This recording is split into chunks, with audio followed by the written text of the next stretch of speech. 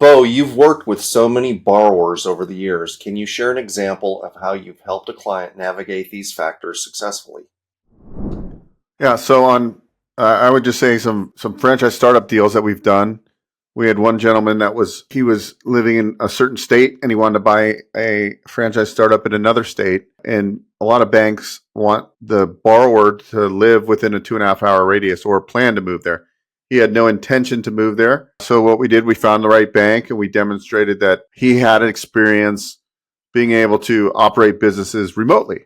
And so when you get told no by one bank doesn't mean that's concrete that the SBA won't allow for that.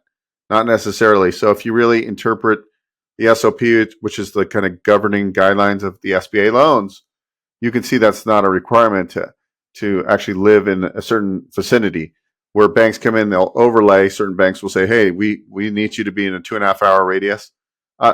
There's good reason for it because obviously, if the borrower can go and be involved in the business and not have to drive or take a flight, it makes more sense. But that's just one example of how we can help navigate the SBA process because not all banks are created equal, and we work with the top national banks, we work with credit unions, and we work with non-bank SBA lenders. So go to bookwithbeau.com and set up a discovery call, and we'll see what we can do. Thanks so much for the question. Meet Beau Eckstein, the driving force behind Business Ownership Coach, unlocking the path to business ownership.